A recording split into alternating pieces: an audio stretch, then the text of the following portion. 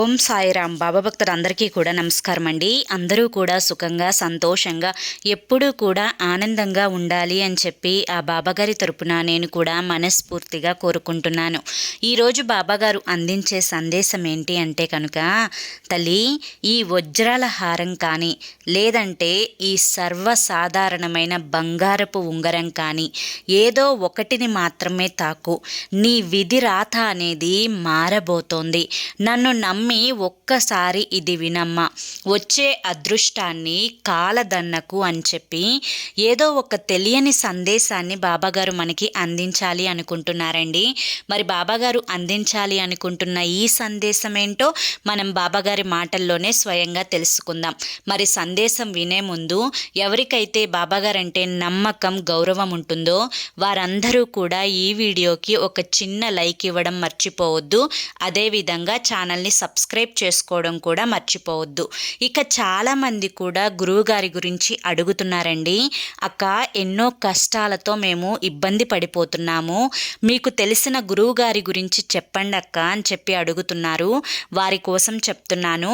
శ్రీ షిరిడి సాయిబాబా ఆశీస్సులతో జ్యోతిష్యం చెప్పబడును. గురూజీ శివరామరాజు గారు. Phone number 9959422552. మీరు ఇప్పటి వరకు ఎన్నో చోట్ల జ్యోతిష్యం అనేది చెప్పించుకొని మీరు అనుకున్న మార్పులు అనేవి మీ జీవితాలలో జరగక ఇబ్బంది పడిపోతూ ఉండి ఉంటారు. ఒకే ఒక్కసారి నమ్మకంతో ఈ గురువు గారిని కాంటాక్ట్ అవ్వండి.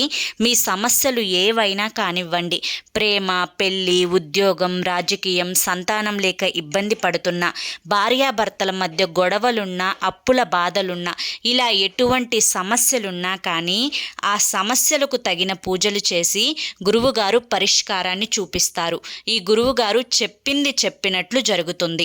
ఇక బాబాగారి సందేశం విషయానికి వస్తే, బిడ్డ, ఒక్క హారాన్ని కానీ ఉంగరాన్ని కానీ తాకు, నీ విధిరాత మారబోతోంది అని చెప్పి, వచ్చే అదృష్టాన్ని కాలదన్నకు అని చెప్పి చెప్తున్నారు. అంటే మన జీవితంలో ఏదో ఒక అదృష్టం అనేది అడుగు పెట్టబోతోంది.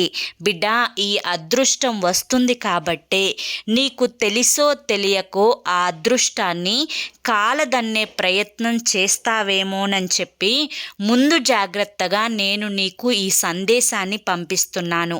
ఈ సందేశం విన్న తరువాత ఏ అదృష్టం నీ జీవితంలో అడుగు పెట్టబోతోందో, ఎలా నీ విధిరాత అనేది మారబోతోందో నువ్వే స్వయంగా తెలుసుకొని చాలా సంతోషిస్తావమ్మా అని చెప్పి బాబాగారు మనకి ఈ చిన్న కథని వినిపించబోతున్నారు. ఒక ఊర్లో ఒక ఆవిడ ఉంది. ఆవిడకి ఒక చిన్న బాబు కూడా ఉన్నాడు. తనకి పెళ్ళైన కొత్తలోనే బాబు కడుపులో ఉన్నప్పుడే వాళ్ళ భర్త చనిపోతాడు. భర్త చనిపోయాడు అని చెప్పి పుట్టింటి దగ్గరికి వెళ్ళి ఆసరా కోరుకుంటే పుట్టింటి వారు కూడా, మేము మీకు పెళ్లి చేసేసాము, ఇక నీ తిప్పలు నువ్వే పడాలి అని చెప్పి అనేవారు.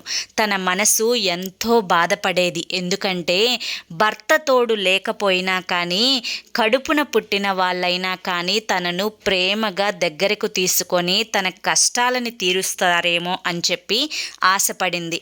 కానీ ఆ ఆశ కూడా నిరాశ అయిపోయింది. ఇక తన తనువు చాలిద్దాము అని చెప్పి అనుకున్న సమయంలో తన కడుపులో పిండం ఉంది. కనీసం నా కోసం నేను బ్రతకకపోయినా కానీ, నాకు పుట్టబోయే బిడ్డ కోసమైనా కానీ ఖచ్చితంగా నేను బ్రతికి తీరాలి అని చెప్పి నిర్ణయించుకొని ఆ ఇంట్లో ఈ ఇంట్లో పాచి పని చేసుకుంటూ, గిన్నెలు కడుక్కుంటూ, తన కాలాన్నైతే నెట్టుకుంటూ తన ఒక మగబిడ్డకి జన్మనిస్తుంది. ఇక ఆ బిడ్డను ఎంతో అపురూపంగా పెంచుకుంటూ తన బాధని దిగమింగుకొని కాయా కష్టం చేసుకొని ఒక పూట తిని మరొక పూట పస్తు పడుకొని వాళ్ళ జీవితాన్ని ముందుకు నెట్టుకుంటూ వస్తున్నారు. ఇక చూస్తూ చూస్తూ ఆ బాబుకి 8 సంవత్సరాలు వచ్చేస్తాయి. 8 సంవత్సరాలు వచ్చిన బాబుకి కొంచెం జ్ఞానం అనేది తెలుస్తూ ఉంటుంది. ఒకరోజు తన స్నేహితులతో ఆడుకోవడానికి వెళ్ళి ఆ స్నేహితుల ఇంటికి వెళ్ళినప్పుడు వారి ఇంట్లో ఉన్న వస్తువులను చూసి, వారు తినే పదార్థాలను చూసి తను చాలా చిన్నతనంగా మనసులో కొంచెం బాధపడుతూ ఇంటికి వచ్చి అమ్మతో ఆ బాధని పంచుకుంటాడు. అమ్మా, నా తోటి స్నేహితులందరికీ చాలా డబ్బు ఉంది. వాళ్ళ ఇంట్లో ఎన్నో ఖరీదైన వస్తువులు ఉన్నాయి. వాళ్ళు తినే వస్తువులు కూడా చాలా రుచిగా ఉంటాయి. మనకేమో ఒక పూట తింటే మరొక పూట పస్తులు పడుకుంటున్నాము. మన ఇల్లు కూడా ఒక చిన్న గుడిసె. ఎందుకమ్మా మనం ఇంత దరిద్రంలో బ్రతుకుతున్నాము అని చెప్పి అమ్మని ఆ బాబు ప్రశ్నిస్తాడు. అప్పుడు బాబుతో అమ్మ చెప్తుంది, నాయనా, ఇదంతా కూడా మన విధిరాతని ఎవ్వరూ కూడా మార్చలేరు. నా యొక్క రాతలో నీ యొక్క రాతలో కష్టాలు పడుతూ ఉండాలి జీవితాంతం అని చెప్పి రాసిపెట్టి ఉంది. కనుక మనం మాత్రం చేసేదేముంది అని చెప్పి అంటదనమాట వాళ్ళమ్మ ఆ బాబుతో. అప్పుడు ఆ బాబు అంటాడు, అమ్మా, విధిరాత అంటున్నావు కదా, మరి ఈ విధిరాతని ఎవరు మారుస్తారు అంటే అప్పుడు అమ్మ చెప్తుంది, దేవుడు మాత్రమే ఈ విధిరాతని మార్చగలడు అని చెప్పి చెప్తుంది. అప్పుడు బాబు, దేవుడు ఎక్కడుంటాడమ్మా అని చెప్పి ప్రశ్నిస్తాడు. దేవుడు ప్రతి చోట ఉంటాడమ్మా, అదిగో మన ఇంట్లో కూడా ఉంటాడు అని చెప్పి ఆ దేవుడి పటాల దగ్గరికి వెళ్ళి చూపిస్తుందనమాట. అప్పుడు బాబు ఏమంటాడు అంటే, ఎందుకమ్మా అబద్ధం చెప్తున్నావు? దేవుడు మన ఇంట్లో ఉంటే మన విధిరాతను మార్చేవాడు కదా. ఇన్ని కష్టాలు పడుతున్నా, పస్తులు పడుకుంటున్నా దేవుడు చూస్తూ ఆనందంగా ఎందుకుంటున్నాడు అని చెప్పి అమ్మని ఎక్కువగా ప్రశ్నలు వేసి విసిగిస్తూ ఉంటాడు. ఇక అమ్మకు ఏం చెప్పాలో అర్థం కాక దేవుడు దట్టమైన అడవులలో ఉంటాడు అని చెప్పి తప్పించుకుంటుంది. ఇక ఆ బాబు అదే నిజమనుకొని మరుసటి రోజు ఉదయం అడవులలోకి ప్రయాణం మొదలు పెడతాడు. ఆ విధంగా అడవులలోకి ప్రయాణం మొదలుపెట్టిన బాబుకి చాలా దూరం అటూ ఇటూ తిరుగుతాడు. దేవుడు ఎక్కడున్నాడా అని చెప్పి వెతుకుతూ ఉంటాడు. అతను వెతికి అతని దగ్గర ఉన్న ఓపిక కాస్త కూడా అయిపోతుంది. చాలా నీరసపడిపోతాడు. అడవి మధ్యలో అతను నిలిచిపోతాడనమాట. ఎటు వెళ్ళాలో కూడా అతనికి అర్థం కాదు. ఆ దట్టమైన అడవిలో ఎటు నుంచి వెళ్తే తన ఇంటికి చేరుకోగలనో తెలియక గందరగోళ పరిస్థితులలో ఆ బాబు కళ్ళు తిరిగి కింద పడిపోతాడు. అప్పుడే అంటే ఆ బాబు కళ్ళు తిరిగి పడిపోయిన ఆ సమయంలోనే అటుగా ఇద్దరు వ్యక్తులు వస్తూ ఉంటారు. ఆ ఇద్దరు వ్యక్తులు ఎవరో కాదు, శ్రీ మహావిష్ణువు, లక్ష్మీదేవి అన్నమాట. వాళ్ళిద్దరూ కూడా భూలోక సంచారానికి పైనుంచి దిగి కింద సంచారం చేస్తూ ఆనందంగా నవ్వుకుంటూ అడవులలో నడుస్తూ ఉంటారు. అటువంటి సమయంలో లక్ష్మీదేవికి బాబు కనిపిస్తాడు. బాబు కనిపించిన వెంటనే, మహాప్రభు, అక్కడ ఎవరో చిన్న బాబు కళ్ళు తిరిగి పడిపోయి ఉన్నాడు. అసలు ఈ బాబు ఈ అడవుల్లోకి ఎందుకు వచ్చాడో ఏమో అని చెప్పి మా బాబుకి ఏం కావాలో, ఎందుకు పడిపోయాడో మనిద్దరం వెళ్ళి తెలుసుకుందాము అని చెప్పి ఆ మహావిష్ణువుతో లక్ష్మీదేవి చెప్పగానే ఇద్దరూ కూడా ఒకరికొకరు సరే అని చెప్పి అనుకొని ఇద్దరు మానవ రూపాన్ని దాల్చి ఆ బాబు దగ్గరికి వెళ్తారు. అప్పుడు లక్ష్మీదేవి బాబుని తట్టి లేపుతుంది. లే బాబు, ఎందుకు ఇలా పడిపోయావు అని చెప్పి తనకి మొదట నీటిని తాపిస్తుందన్నమాట. అప్పుడు ఆ బాబు చెప్తాడు, నేను అడవులలోకి దేవుణ్ణి వెతుక్కుంటూ వచ్చాను. మా విధిరాతలో దేవుడు కష్టాలు మాత్రమే రాశాడంట. ఈ కష్టాలని మేము పడలేకపోతున్నాము. కనుక దేవుడికి మాకు అదృష్టాన్ని ఇవ్వమని చెప్పి అడుగుదామని చెప్పి వచ్చాము అని చెప్పి ఆ బాబు వాళ్ళిద్దరితో చెప్పగా అప్పుడు ఆ మహావిష్ణువు ఆ బాబుతో ఏం చెప్తారు అంటే, నాయనా, నీ యొక్క విధిరాతలో నువ్వు చనిపోయేంత వరకు కూడా కష్టాలే రాసి ఉన్నాయి అని చెప్పి చెప్తాడు. అప్పుడు నాకే ఎందుకు కష్టాలు రాశాడు, మేమేం తప్పు చేశాము అని చెప్పి ఆ బాబు ప్రశ్నిస్తాడు. అలా చిన్న వయసులో ఆ బాబు పడే ఆ యొక్క ఆవేదనను చూసి లక్ష్మీదేవి మహావిష్ణువుతో ఇలా చెప్తుంది, మహాప్రభు, మీరు చెయ్యాలి అనుకుంటే ఏదైనా చేయగలరు. ఆ బాబుకి అదృష్టాన్నైనా కూడా మీరు ప్రసాదించగలరు. ఏది ఏమైనా కానీ మీరు ఆ బాబుకి సహాయం చేయండి. మనం జాగ్రత్తగా బాబుని బాబుని వాళ్ళ అమ్మ నాన్న దగ్గర దిగబెడదాము అని చెప్పి ఆ యొక్క మహాలక్ష్మి మహావిష్ణువుతో చెప్తుంది. అప్పుడు మహావిష్ణువు లక్ష్మీదేవితో ఏమంటాడు అంటే, లక్ష్మి, ఎప్పుడు కూడా విధిరాతని ఆ భగవంతుడు కూడా మార్చలేడు. ఈ యొక్క బాబుకి మనం ఏ సహాయం చేసినా కానీ ఆ బాబు దాన్ని సద్వినియోగపరుచుకోలేడు అని చెప్పగా అప్పుడు లక్ష్మీదేవి ఏమంటుందంటే, ఏది ఏమైనా కానివ్వండి స్వామి, మనం ఇప్పుడు ఆ బాబుకి సహాయం చేద్దాము, అది నిలుపుకోకపోవడం తన ఇష్టం అని చెప్పి ఆ యొక్క ప్రభువుతో ఆ లక్ష్మీదేవి సహాయం చేయమని కోరుతుందన్నమాట. అప్పుడు మహావిష్ణువు తన మెడలో ఉన్న వజ్రాల హారం, అది చాలా కోట్ల విలువ ఉంటుందన్నమాట. ఆ యొక్క వజ్రాల హారాన్ని ఆ బాబు చేతికి ఇచ్చి, బాబు, ఇది ఎన్నో కోట్లు ఖరీదు చేసే వజ్రాల హారం. ఈ వజ్రాల హారాన్ని తీసుకొని మీ జీవితాల్లో ఉన్న దరిద్రాలన్నింటినీ కూడా పోగొట్టుకొని ఆనందంగా నీ యొక్క విధిరాతని మార్చుకో అని చెప్పి అక్కడి నుంచి దారి చూపించి పంపించేస్తాడు. అలా దారి చూపించి పంపించే దారిలో ఆ బాబుకి టాయిలెట్కి వెళ్ళాల్సి వస్తుందన్నమాట. అంటే చిన్న బాబు కదా, టాయిలెట్కి వెళ్ళాల్సి వస్తుంది. అప్పుడు ఆ బాబు తన చేతిలో ఉన్న వజ్రాల హారాన్ని ఒక రాయి మీద పెట్టి ఆ చెట్ల చాటుకి తను టాయిలెట్కి వెళ్తాడు. అలా టాయిలెట్కి వెళ్ళి బాబు బయటికి వచ్చేసరికి ఒక పెద్ద పక్షి తన నోటితో ఆ వజ్రాల హారాన్ని పట్టుకొని పైకి ఆకాశంలోకి ఎగిరి వెళ్ళిపోతుంది. చాలా దూరం ఆ పక్షి వెంట పడతాడు, కానీ ఎటువంటి ప్రయోజనం ఉండదు. ఇక మనసులో బాబు అనుకుంటాడు, అయ్యో, వజ్రాల హారం పోగొట్టుకున్నానే, నేనిప్పుడు టాయిలెట్కి వెళ్లకుండా ఉంటే ఈ వజ్రాల హారం నా దగ్గరే ఉండేది, నా జాతకమే మారిపోయేది, అమ్మకి చూపిస్తే చాలా సంతోషించేది అని చెప్పి ఏడ్చుకుంటూ మళ్ళీ వారిద్దరూ అంటే మహావిష్ణువు లక్ష్మీదేవి ఉన్న స్థలానికి వస్తాడనమాట. వచ్చి ఏడుస్తూ జరిగిందంతా కూడా చెప్తాడు. అప్పుడు మహావిష్ణువు, నేను చేయగలిగిన సహాయం నేను చేశాను, కానీ నీవు ఆ సహాయాన్ని సద్వినియోగపరుచుకోలేకపోయావు. ఇక నీ రాతను మార్చడం అనేది నా వల్ల కూడా కాదు. కనుక దీనికి ఒకే ఒక మార్గం ఏంటి అంటే, బ్రహ్మదేవుడు మాత్రమే నీ యొక్క రాతని మార్చగలడు అని చెప్పి బ్రహ్మదేవుణ్ణి కలుసుకునే వరాన్ని ఆ యొక్క బాబుకి మహావిష్ణువు ఇచ్చి బ్రహ్మదేవుడు ఎక్కడున్నాడో చూపించి పంపిస్తాడు. అప్పుడు ఆ బాబు బ్రహ్మదేవుడి దగ్గరికి వచ్చి జరిగిందంతా కూడా చెప్తాడనమాట. అప్పుడు బ్రహ్మదేవుడు, బాబు, నీ యొక్క విధిరాతలో నీ జీవితాంతం కష్టాలే అనుభవించాలి అని రాసిపెట్టి ఉంది.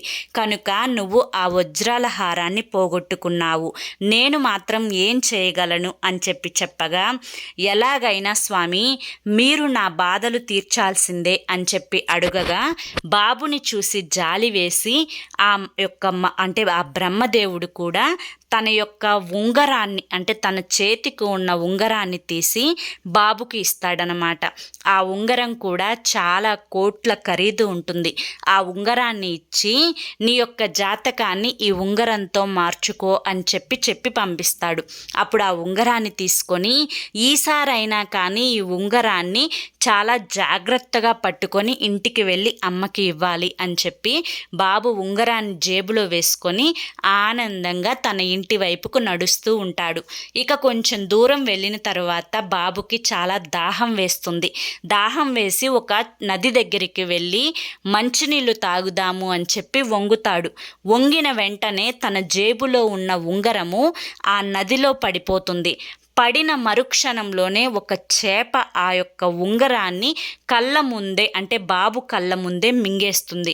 అయ్యో, నేను అనవసరంగా నదిలోకి దిగానే, కనుకే నా యొక్క ఉంగరం పోయింది, ఇప్పుడు నేనేం చెయ్యను అని చెప్పి తను బాధగా ఏడుస్తూ అక్కడి నుంచి తిరుగు ప్రయాణం మొదలు పెడతాడు. ఇక తిరుగు ప్రయాణం మొదలుపెట్టి ఇంటికి వెళ్తాడనమాట. ఇంటికి వెళ్ళి జరిగిందంతా కూడా అమ్మకి చెప్తాడు. అమ్మ ఏమాత్రం నమ్మదు. ఏంటి, ఏమన్నా కల కన్నావా ఏంటి బాబు? నువ్వు దేవుణ్ణి కలవడం ఏంటి? దేవుడు నీకు వజ్రాహారం ఇవ్వడం ఏంటి? ఉంగరాలు ఇవ్వడం ఏంటి?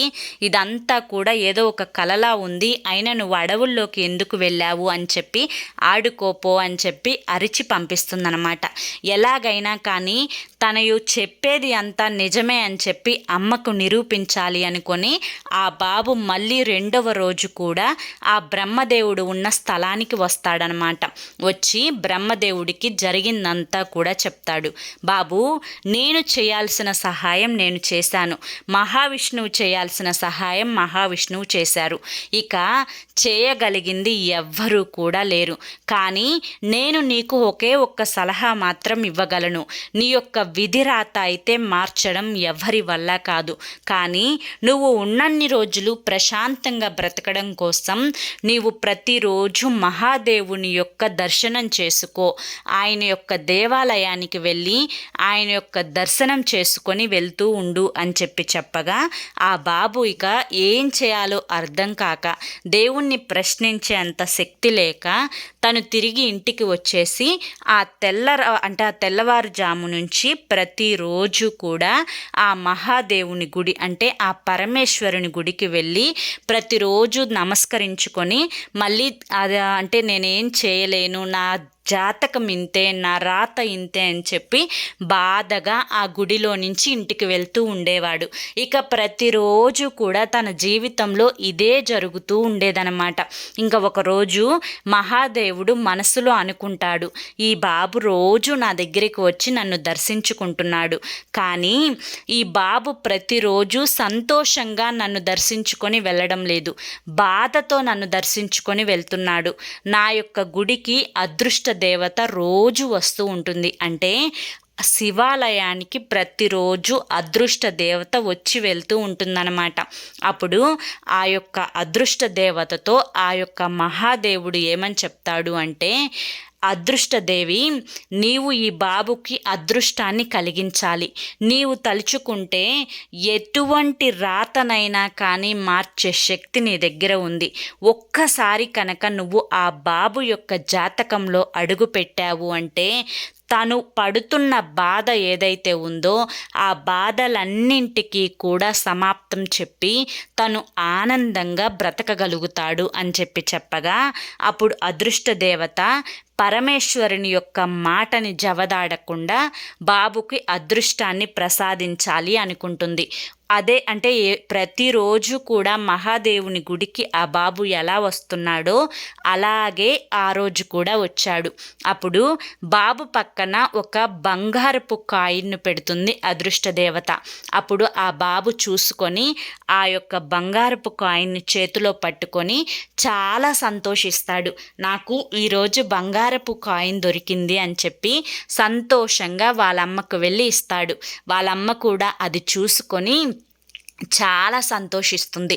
చాలా సంతోషంతో ఆ యొక్క బంగారపు కాయిన్ని అమ్మి డబ్బుల రూపంలో తీసుకొని తను ఒక చేపల వ్యాపారం మొదలు పెడుతుంది.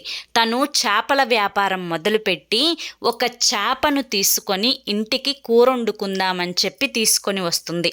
అప్పుడు ఒక చేపను అంటే వాళ్ళ అమ్మ పట్టుకొని ముక్కలుగా కోసేటప్పుడు ఆ చేప కడుపులో బ్రహ్మదేవుడు ఇచ్చిన ఉంగరం అనేది ఉంటుంది. ఆ ఉంగరాన్ని చూసి వాళ్ళమ్మ ఆశ్చర్యపోతున్న సమయంలో ఆ బాబు వాళ్ళమ్మ పక్కనే ఉంటాడు. అమ్మా, నేను చెప్తే మీరు నమ్మలేదు కదా, నాకు ఆ రోజు బ్రహ్మదేవుడు ఇచ్చిన ఉంగరం ఇదే.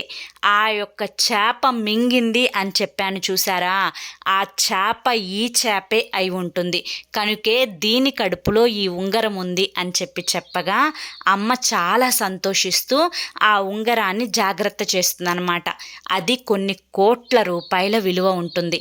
ఇక అలా అలా వృద్ధి చెందుతూ ఉండగా ఆ యొక్క బాబుకి వాళ్ళమ్మ ఏం చెప్తుంది అంటే, మనకి కొంచెం కొంచెం ఇప్పుడే అదృష్టం అనేది మన జీవితాల్లో అడుగుపెట్టింది కనుక మనం బ్రాహ్మణులను పిలిచి భోజనం పెడదాము అని చెప్పి తనని అడవుల అడవులకు వెళ్ళి కట్టెలు కొట్టుకురమ్మంటుంది. ఇక బాబు అమ్మ మాటకి సరే అని చెప్పి అడవులకు వెళ్ళి కట్టెలు కొట్టి తీసుకువద్దాము అని చెప్పి ఒక ఎండిపోయిన చెట్టు మీదకి ఎక్కుతాడు. అక్కడ ఒక పక్షి గూడు ఉంటుంది. ఆ పక్షి గూడు చాలా ఖాళీగా ఉంటుంది. అంటే ఎటువంటి గుడ్లు కానీ పక్షులు కానీ ఏవి ఉండవన్నమాట. కానీ ఆ పక్షి గూడులో ఒక వజ్రాల హారం అనేది ఉంటుంది. ఆ వజ్రాల హారం ఆ రోజు మహావిష్ణువు ఇచ్చిన వజ్రాల హారం. ఆ వజ్రాల హారాన్ని చూసుకొని బాబు చాలా సంతోషంగా దాన్ని పట్టుకొని ఇంటికి వెళ్ళి అమ్మకు ఇస్తాడు. అమ్మా, నేను చెప్తే మీరు నమ్మలేదు కదా, నాకు ఆ రోజు మహావిష్ణువు ఇచ్చిన వజ్రాల హారం ఇదే. ఇది పక్షి గూటిలో ఉంది. అంటే ఆ రోజు ఏ పక్షి అయితే తీసుకొని వెళ్ళిందో ఆ పక్షి ఆ గూటిలో పెట్టి ఉంటుందమ్మా, ఇది నాకు ఇవాళ దొరికింది అని చెప్పగా అమ్మ ఆ వజ్రాల హారాన్ని చూసి చాలా సంతోషిస్తుందన్నమాట. ఇక తరువాత బాబు కట్టెలు తీసుకొని వద్దాము అని చెప్పి మళ్ళీ అడవులలోకి వెళ్ళినప్పుడు బాబుకి చాలా దాహం అనేది వేస్తూ ఉంటుందన్నమాట. అలా దాహం వేసిన సమయంలో ఒక చెంబు కనిపిస్తుంది బాబుకి. ఆ చెంబు దగ్గరికి వెళ్ళి నీళ్లు తాగుదామని చెప్పి చూడగా చెంబులో వజ్రాల మూట అనేది ఉంటుంది. ఇక ఆ వజ్రాల మూటను కూడా తీసుకొని గబా గబా అమ్మ దగ్గరికి వచ్చి చూపిస్తాడు. ఇక అదృష్టం అనేది పట్టింది అంటే ఏ రకంగా ఉంటుందో మనిషికి చెప్పాల్సిన అవసరం లేదు. పోయిన అన్ని వస్తువులు కూడా ఒక్కొక్కటిగా తిరిగి రావడంతో పాటుగా మళ్ళీ అతనికి అదనంగా వజ్రాల మూట కూడా దొరికింది. ఇక అప్పటి నుంచి బాబు ఆ మహాశివుని దేవాలయానికి వెళ్ళి సంతోషంగా తిరిగి రావడాన్ని మహాశివుడు గమనించి అదృష్ట దేవతకి పిలిచి ధన్యవాదాలు చెప్తాడనమాట. ఎందుకంటే అదృష్ట దేవత ప్రతిరోజు కూడా శివాలయానికి వెళ్ళి మహాపరమేశ్వరుణ్ణి దర్శించుకుంటూ ఉంటుంది. విధిరాతని మార్చే శక్తి అనేది ఏ భగవంతునికి లేదు, ఒక్క అదృష్ట దేవతకు మాత్రమే ఉంది. కనుక బిడ్డ, నీవు నీ విధిరాతని మార్చుకోవడం కోసం ఇప్పుడు నువ్వు చేయాల్సిన ప్రయత్నం ఏంటో నీకు ఈ కథ విన్న తరువాత పూర్తిగా అర్థమయ్యే ఉంటుంది. కనుక ఒక్కసారి నీ జీవితంలో అదృష్టాన్ని నేను ప్రసాదించబోతున్నాను. నీవు ప్రతిరోజు కూడా కనీసం కుదిరిన రోజైనా కానీ ఆ యొక్క పరమేశ్వరుణ్ణి దర్శించుకోవడానికి వెళ్ళిరా. నీవు నీ విధిరాతని మార్చుకోవడానికి చేసే మొదటి ప్రయత్నం ఇదే అని చెప్పి గమనించుకో. ఒక్కసారి నీ జీవితంలో అదృష్ట దేవత అనేది అడుగు పెట్టింది అంటే నీ జీవితం అనేది ఎవ్వరికీ కూడా అందనంత దూరంలో వెళ్తుంది. అంటే అంతటి గొప్ప అదృష్ట జాతకుడిగా నువ్వు మారిపోతావు. కనుక నేను చెప్పింది చెప్పినట్లుగా చేయి.